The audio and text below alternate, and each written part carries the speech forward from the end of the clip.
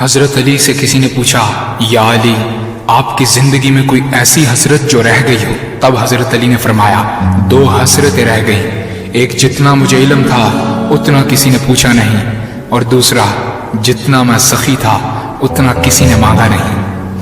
آپ نے فرمایا، زندگی کے 3 سنہری اصول ہمیشہ یاد رکھو۔ ایک یہ، اس سے ضرور معافی مانگو جسے تم چاہتے ہو۔ دوسرا، اسے مت چھوڑو جو تمہیں چاہتا ہے۔ تیسرا یہ، اس سے کچھ نہ چھپاؤ جس پر تم اعتبار کرتے ہو۔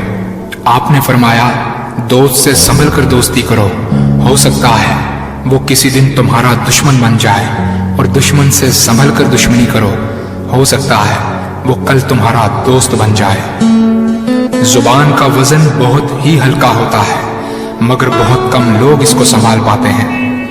آپ نے فرمایا، جسم ایک دکان ہے اور زبان اس کا تالا۔ جب تالا کھلتا ہے تو معلوم ہوتا ہے کہ دکان سونے کی ہے یا لوہے کی۔ زندگی تیز ہواؤں کی مانند ہے، جس نے اس کی آندھیاں برداشت کر لی وہ کبھی غم کی گھٹا نہیں دیکھتا، سر سبز و شاداب باغ دیکھتا ہے۔ حضرت علی سے کسی نے پوچھا، یہ کیسے پتا چلے گا کہ جو پریشانی یا مصیبت ہم پر آئی ہے وہ اللہ کی طرف سے آزمائش ہے یا ہم پر اللہ کی طرف سے سزا ہے؟ آپ نے جواب دیا، جو مصیبت تجھے اللہ کی طرف لے جائے وہ آزمائش ہے، اور جو مصیبت تجھے اللہ سے دور کر دے وہ سزا ہے۔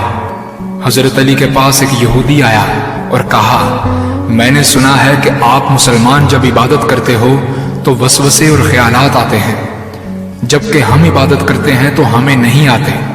حضرت علی نے جواب میں فرمایا، اگر ایک گھر فقیر کا ہو اور ایک گھر امیر کا تو چور کہاں جائے گا؟ یہودی نے کہا، امیر کے گھر میں۔ حضرت علی نے فرمایا، تبھی تو شیطان ان کو ستاتا ہے جن کے دل میں اللہ ہو۔ جن کے دل میں اللہ کی محبت نہیں ہوتی وہاں شیطان کا کیا کام؟ آپ نے فرمایا، جب تمہاری جان کو خطرہ ہو تو صدقہ دے کر جان بچاؤ، اور جب تمہارے دین کو خطرہ ہو تو جان دے کر دین بچاؤ۔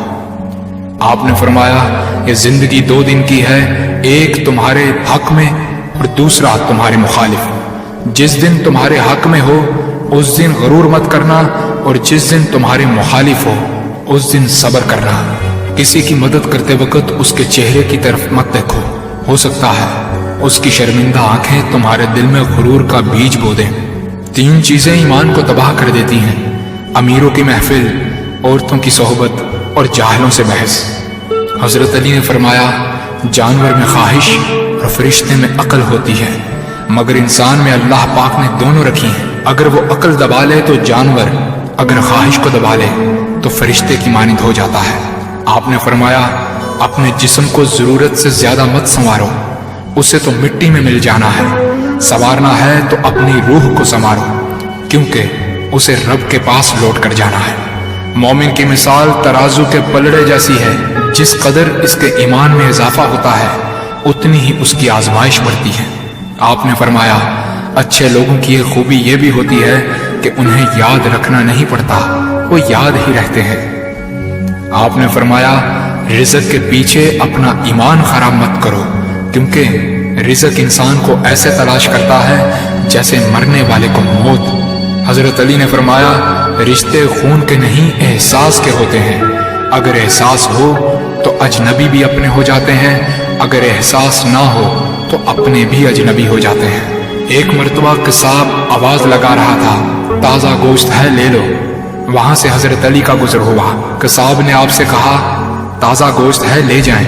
حضرت علی نے فرمایا، آج میری جیب اجازت نہیں دیتی۔ قصاب بولا، میں آپ سے ادھار کر سکتا ہوں۔ اس سے آپ نے ایک بہت حکمت سے لبریز جملہ ارشاد فرمایا۔ آپ نے فرمایا، یہ ادھار میں اپنے پیٹ سے کیوں نہ کر لوں، جس کو میں جنت میں اس سے بہتر غذا کھلا سکتا ہوں۔ حضرت علی نے فرمایا، لفظ انسان کے غلام ہوتے ہیں مگر صرف بولنے سے پہلے تک، بولنے کے بعد انسان اپنے لفظوں کا غلام بن جاتا ہے۔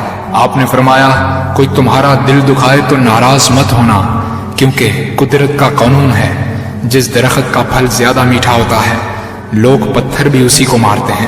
آپ نے فرمایا، کسی کا عیب تلاش کرنے والے کی مثال اس مکھی جیسی ہے جو سارا خوبصورت جسم چھوڑ کر صرف زخم پر بیٹھتی ہے۔ آپ نے فرمایا اچھا دوست چاہے کتنا برا بن جائے کبھی اس سے دوستی مت توڑنا، کیونکہ پانی چاہے کتنا بھی گندا